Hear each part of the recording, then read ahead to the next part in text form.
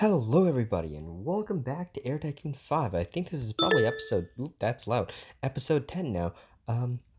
So yeah, it's been a while in game since the last episode, but we are moving really fast. 1 billion profit we have just hit this turn, which is why it prompted me to make an episode.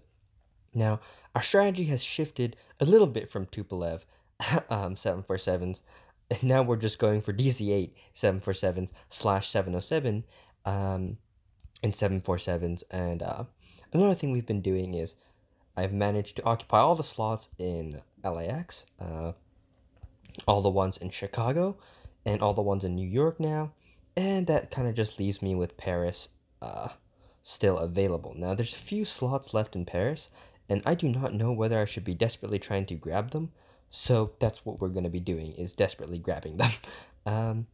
Now, the planes I do have now are quite long range, so yeah, instead of direct, or instead of flights which would be like good but short range, I'm just gonna be taking a lot of the longer range routes with these planes I do have, because why not? A lot of these are gonna be very good routes, which are gonna be definitely up for upgrades later.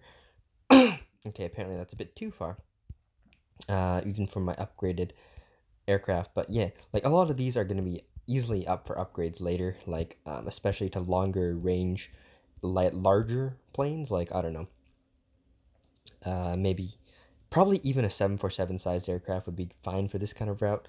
So yeah, for now though, they're just gonna be little DC8s, as one of the cheapest planes I can find to both occupy slots and make money. It's a nice medium. Occupies a decent amount of slots even despite being a long haul plane, because it's tiny and you need to fly. You can fly to a lot of destinations profitably with it. But also, did I say it occupies slots first, or did I say it makes money first? I think I said it occupies slots first, but it also makes good money. Yeah, so on another note, um, today, I kind of wanted to talk about the route making strategy, because I do it a lot, and I assume most of my viewers know the strategy behind making routes and like which planes I pick and stuff. But I realized I probably haven't explained it for an extremely long time. Um, and I think I probably should do that, because the strategy I use for picking which routes and stuff I make hasn't really changed very much for an extremely long time, because there's basically been no good reason to change it. And basically, how it works is whenever you pick cities to make routes between, you literally just pick, first of all, step one, only pick monopoly routes. Okay, very simple first step.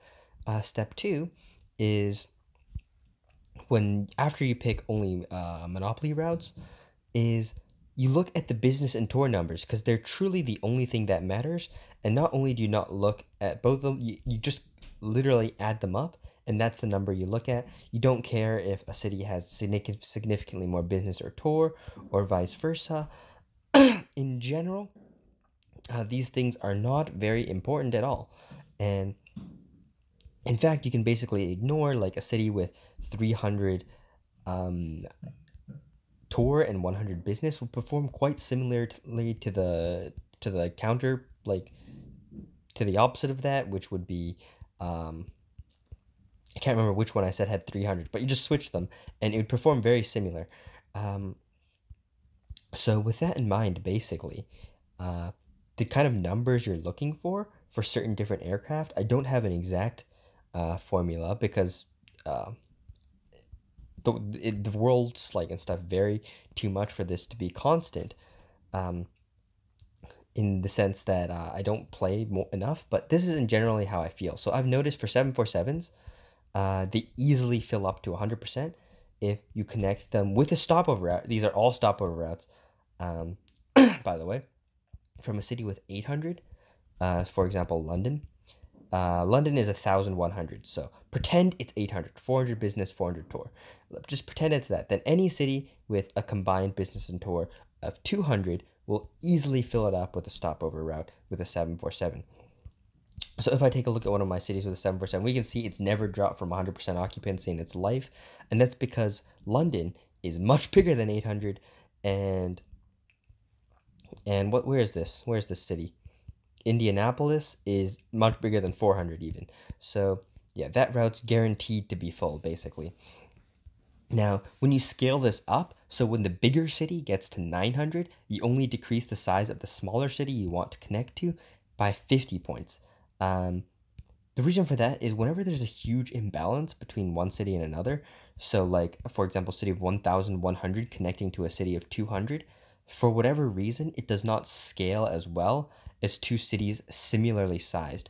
So that route would be less popular than a 700 and a 600 city connecting together, even though overall they have the same sum of business and tour, if you know what I mean. So as you go up, for every like 100 the bigger city gets, the smaller cities can get smaller by 50, which is why whenever you get a really enormous city like London, this is 1,100, it becomes kind of insane because you could connect London to basically any city and potentially fill up a 747 stopover. Now, it kind of disintegrates when the smaller city gets smaller than 200 though, and it doesn't quite work anymore.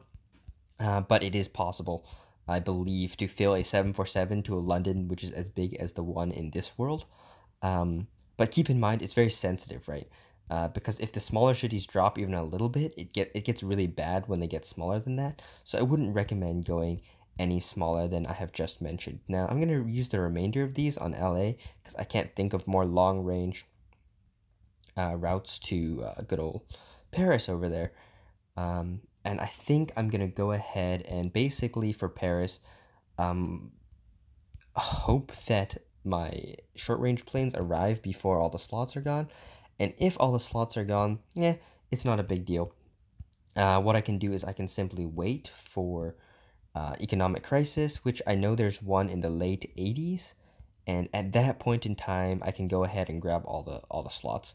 Probably about 300 of them will open up, and I can go ahead and grab them, which is really nice. Now, before that happens, though, like what would I do if eventually all the cities will become red in terms of slots, right?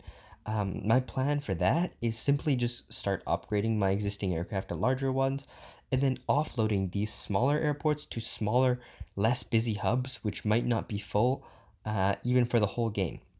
So that's basically my plan for that. Um, so yeah, this game is going very, very well. At 1 billion a turn now, I think I'm so far ahead of the AIs that it's almost ridiculous. Let's take a look at my value. 31 billion to 12 million. And look at this, 300,000 to 1 million. So this is the best AI based in Moscow, which, by the way, it seems like it's about to run out of slots soon. So I'm going to go ahead and max this investment out in the hope that I can get at least 300 slots before the AI gets all of them. This AI being probably the one which is going to be potentially the hardest to bankrupt. The first few guys are going to be so, like, I don't even know if I'm going to have the power to bankrupt any guys besides the ones that just go broke naturally, actually. But we'll see. So yeah, I have 10 Tubular 134s for slot occupation purposes. And I need more. I need more, guys. So I'm going to go with DC8s. The reason being, these are actually going to go to LA, and LA has a ton of Tupolevs flying that are just occupying slots, and I'm going to go with a fuel-efficient engine and fuselage to make these very long-range DC8s. Go ahead and order myself 10 of those. Were there any 747 routes I wanted to make? Not really right now. There are probably a few sniggly ones lying around, but I can't really find them specifically, so go ahead and order some DC8s. Perfect. Got 20 of them on order. I'm just using them because of their range, basically. And yeah, I think we're ready to pass the turn. Did I set the prices? I think I did. We can go. Oh my god, do you see the World Traveler Index? Yeah, it appears like I set the prices. Let's turn this into this mode. Make sure I didn't accidentally leave some random fares all over the place. All right, seems like I didn't do that, which is very nice. I really hope I didn't, because it'll permanently bother me if I don't know that they're there or not. But I don't see any random fares, so I think we're good. But what was our profit looking like? Down 36,000. That's fine. Yeah, you can see the advertising expenses picking up there. But yeah, if we take a look at this, this game, well, people of 1 through 4s are here, by the way. So perfect, just in time to get the remainder of the slots in Paris. But this World Traveler Index is something else. I've never seen something like this for one of my worlds, where it just goes up naturally. 3,500. What a fun world. Yeah, I'm so happy about that. Like, this is one of the large reasons why this world is actually more successful than my previous world as well, is simply because the World Traveler Index has been blessed. Like, I have no other way of saying it. It's just so blessed. Um, when the World Traveler Index is as high as it is in this world, so many routes become viable. And it's like, it's not linear, it's exponential. You get an exponential amount more routes, which I would consider good when the World Traveler Index goes higher. So at 4,000, like, Madrid becomes like equal to London in worse worlds. Like a 3,000 and a 4,000 World Traveler Index world, like a random city like Madrid will become better than London in a worse world. And holy shoot, I am in serious desperation now. Holy crap. Taking a look at these slot numbers, I seriously need to get some of these. So it looks like I've been under investing a bit. Yeah, all these airports are hitting extreme slot numbers now. Yeah, like these are already maxed out. Yeah, I would call this a critical slot numbers. Now I don't want to spend so much on advertising, so what I'm gonna do is I'm gonna slightly decrease my already established hubs to a degree where it's the name value is still gonna be quite rapidly ticking up actually. Yeah, but these cities, I think I need to really turn it up to actually get at least some slots in these airports before they basically are closed out. Yeah, even cities like Atlanta and Houston are gonna be locked out soon, so I even need to pick up investment in those places. And when these all pop, they're all gonna come at about the same time. So I might even want to save some money before then. What I mean is I might want to save some cash, just ready to pounce on all the routes which are gonna open up when that does. So yeah, I can't wait to do that, I guess. That's gonna be a really exciting time, but also really difficult, to be honest. Now, I'm gonna schedule the long range routes first. I've been for some reason procrastinating doing this a lot, in the sense of talking about random unrelated shit. No, that's slightly too far actually. Yeah, I'm using Singapore on this side because it's the closest like match to LA in terms of size. LA, of course, is one of the biggest cities in the world. It is almost 1,200, which is frankly ridiculous. I rarely see anything like this. And yeah, like all these routes, when upgraded to large aircraft, are gonna roll in so much money, it will be scarcely believable. Now, this is what I mean. I have a lot of Tupolevs here just holding slots. So yeah, I can move those on to other airports which need slots being held. One of the key differences between this world and the last one, which quote unquote failed, is the fact that the slots are being held in a much more profitable way this time. A significant portion of the slots, are being held by what's it called? By extremely profitable aircraft in the terms of the DC whatever. I can't find a freaking route. What the frick is wrong with me? That's too far. Yeah.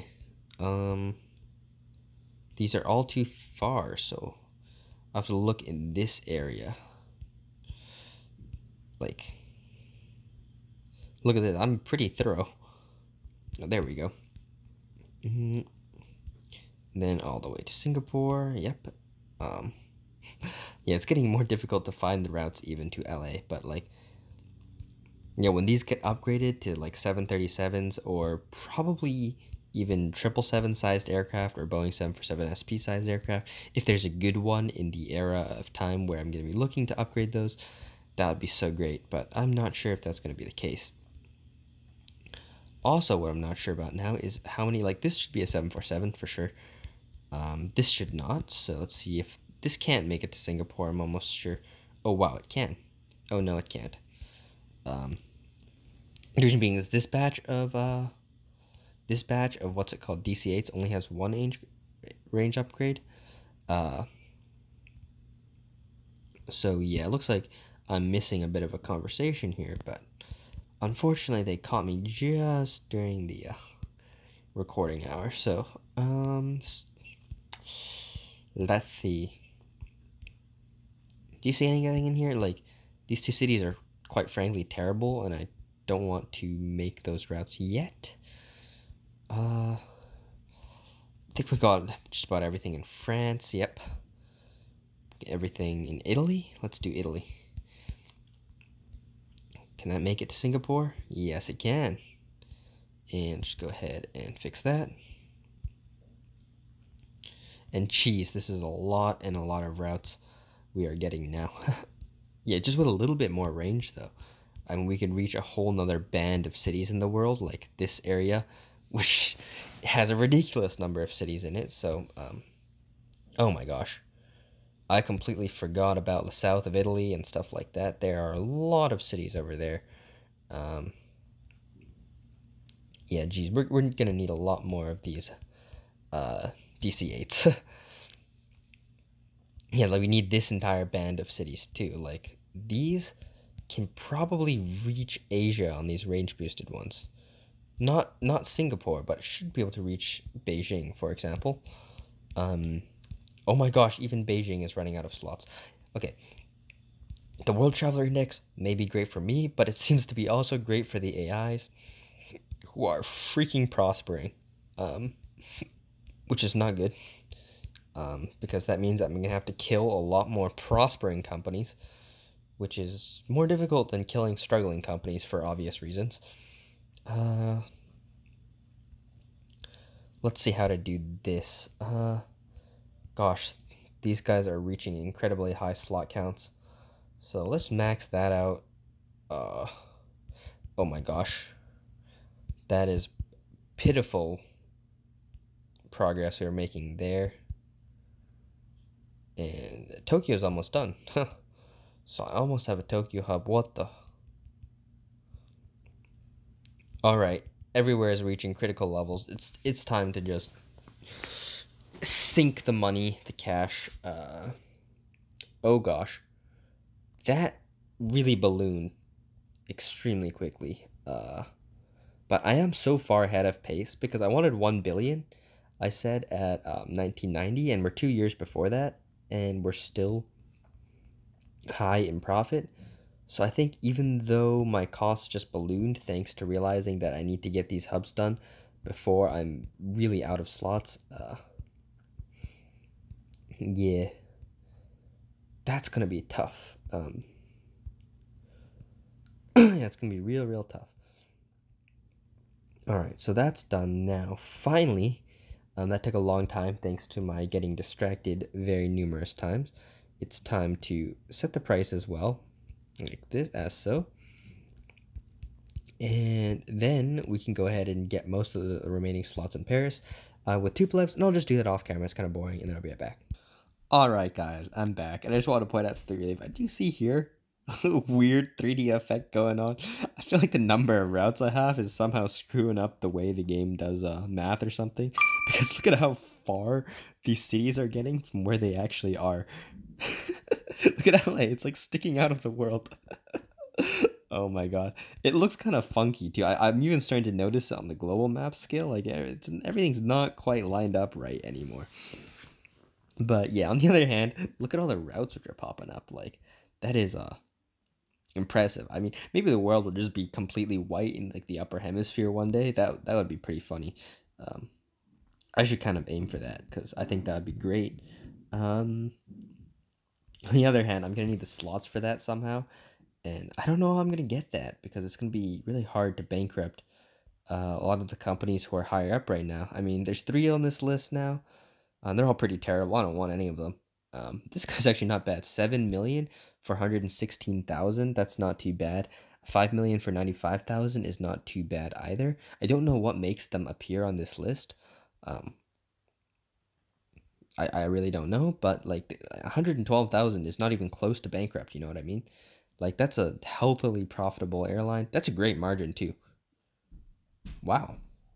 Where's this airline? Is this SFO? I would happily buy that airline actually. 5 million, 100,000. That's not too bad. That really is not too bad. But 5 million is a lot. I can make a lot more than. Can I? Can I though? I mean, with that kind of money, I could buy an airport, which could make a similar amount, I guess. So maybe not quite, but on the other hand, let's go ahead and order some 747s because I think there's probably a decent amount of routes which I could find homes for these on. And then with the rest, we'll go for our classically range boosted DC8s, which are kind of encroaching on the price of a better plane, but I don't have a better plane available to me right now. Also, what is my next hub? I asked this question a lot, but I keep forgetting. And it looks like we got Tokyo, but I'm probably not going to open that right away because I'm not desperate for Tokyo slots. I'm more desperate for Amsterdam, Frankfurt, and such. And with this massively ballooned investment cost, let's see what damage it does to our profit. Ouch. All right, that one hurt a little bit too much. I think I might reduce the investment cost. Ouch. I know it's a downtick, but like, ouch. Oh gosh. Yeah, 200,000 investment combined with a downtake made for a quick 1-2 punch to bring me down a few levels, but easily recoverable. I mean, one thing is this. This probably contributed to it a lot, so I'm gonna fix this and then I'll be right back.